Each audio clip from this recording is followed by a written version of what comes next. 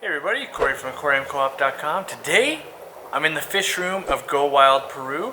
These are all fish we've collected and are going back to the people that were on this trip. I just want to take you guys through them all. Sunlight's showing them off pretty good, at least some of them, so. Check it out over here. We've got all these Corydoras. And they got the fine sand in here at the moment. They don't have to be on fine sand, but they look cool. They are CW 109, that means they haven't been fully described yet. There's 70 of them in this tank. They're going to go to a few different people so they can get breeding groups going, make sure they stay in the hobby. And then we've treated them with erythromycin so far, so that way they don't die to bacterial infections through shipping. You can kind of see up from the top here, there's more in the back as well. And there's more over here, so they're just a really nice looking Cory.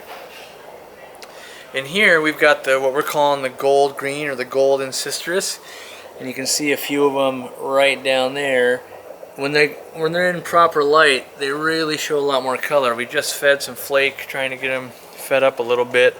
Let's see if I can see any top-down shots here. If I can turn off the air, looks like they're all caved up. That's a crazy-looking caterpillar thing, though, in the tank. But yeah, I guess I'll flip this piece of wood so I can show you guys here. There you go.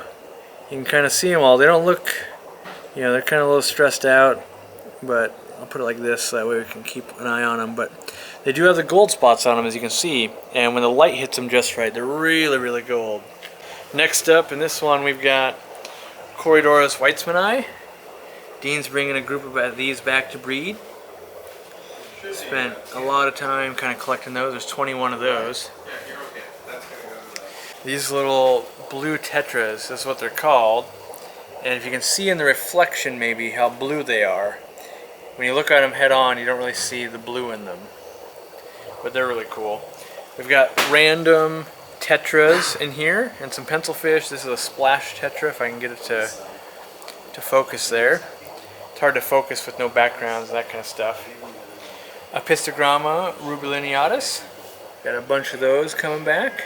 Looks like 18 of them. Over here we've got, what do you got? You got the pleco cave. How much does your bag weigh? My bag, I could probably make room to fit that. You want that pleco cave? Yeah, we'll wrap them in plastic. Yeah, they use those to build, those are building bricks here, to build houses. And they're pretty good for plecos. On the other side we'll show you. And we'll cut it in half. Yeah, you get two of them. See, put it up against the glass. Yeah. Yep. So we've got some a Pinocchio here, whiptail. Focus. Next up, we've got the black belt tetra. I don't know if you guys can really see that. There you go. Black belt tetra. More of those. That's these 3 tanks. People wanted those. They really liked them. We're collecting in the wild. Here we've got some wood cats and some autosynclus. That's mostly what's going on in there. We've got some CW 124s. This is a rarer one for sure. We got 5 of those. More apistos and this one over here. Assorted tetras with leaf litter. This is stuff that we're not taking back. This just has a big bristle nose in here. I'm going to move this like hut to show you. Look at that beastie guy. Right? Looks pretty cool. So that guy's in there. Got a bunch of random tetras in this. This is just kind of leftover stuff I think that didn't get shipped. Just kind of lives in here until someone says, hey, I need to take that home. We've got some more ancistrus. These are the ancistrus reds, is what they're calling them. Over here we've got more Corydoras species. We're not exactly sure which one this is. It hasn't been identified by Ian yet. We've got some CW 097s up front here and another type of woodcat in the back. We've got some Munchausia tetras, kind of the red-eyed tetra caught in the wild. Dean's going to have those live with his lungfish that he caught last year. CW 80 Corydoras, a long snout Corydora. In here we've got Rhinolinicaria, lanceolata, and Farlawalla species. And this one more Ruba lineatus, different collection point though. We'll see which one kind of colors up the best. Bleepus, I think. Oh no, there's a bunch of knife fish in here, and I don't wanna stress them out. See if we can see any. There should be knife fish somewhere in here. It must be under, oh yeah, right underneath that leaf. You can see one, kind of a zebra knife, and there's one too. So they're hiding out there. More random tetras. We've got silver, well not silver, but Marthay hatchets or marbled hatchets. And then we've got some green plecos in here. We've got laundry hanging up because we're about to go to the airport. So then these tanks are free. And this, so there's another group that arrives in 2 days. They'll be using this side, these set of tanks. And then the person, Felix, you've watched us collect with him. This is all kind of miscellaneous stuff, or stuff being held for Ian Fuller or something like that. So there's a bunch of tetras in this one. And then I think there might be Corydoras and stuff in here in this one.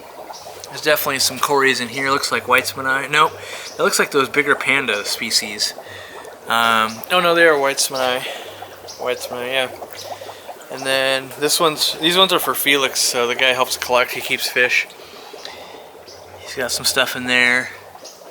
And yeah, this is basically what the room looks like. You dry stuff each day, you bring it back. We've got all these totes, so the first thing we did is you separate them, get them in salt in the totes, and you get them up on the shelf. They stay there for at least a day. Then they come down here for a day.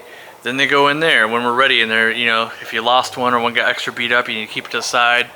And then the floor is kind of cool because it's all sloped. So starting at the high point over here, you can drain water right onto the floor, and it just runs down to this drain right down here. Same thing from that point. It's a high point.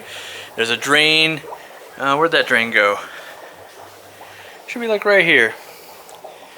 Maybe it rained really. Oh, right here. Yeah, so there's a drain right there. Drains to that point, and there's one in the corner down there. So it all flows downward. Everything's sloped, so you could drop water anywhere and auto drains out.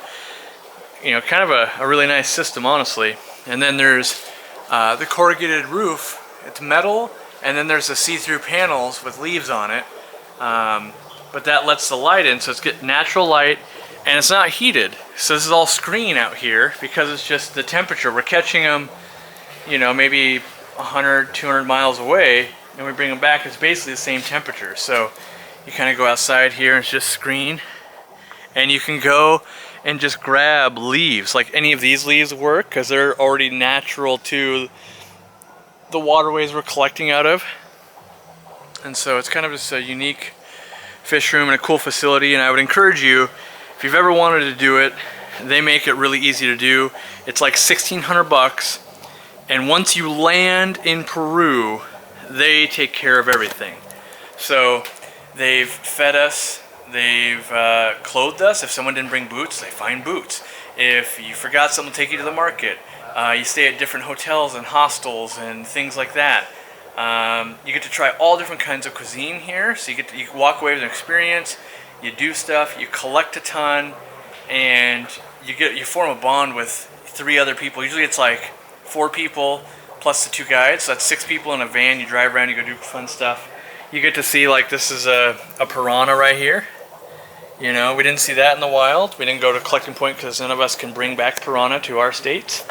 But they really do take care of you. The only thing I had to pay for while I was here, any extra snacks, like I bought a little bit of candy to bring souvenirs. So we went way up in the mountains. I bought some stuff made out of alpaca for my wife, that kind of stuff.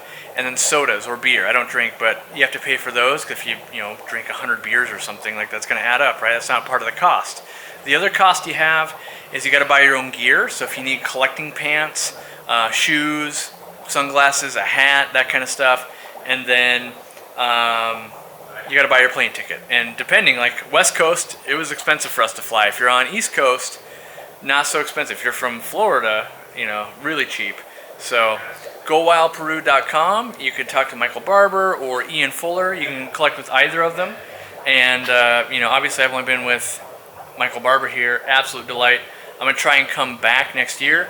We're talking about maybe putting together something where it's me and Michael, or maybe me, Michael, and Dean, plus 3 others, you know, and try to get it to where, like, you guys can come hang out with me and collect. So at least you know one person, because it's kind of weird if you're just a solo person to sign up with 3 random people I never met, never seen before.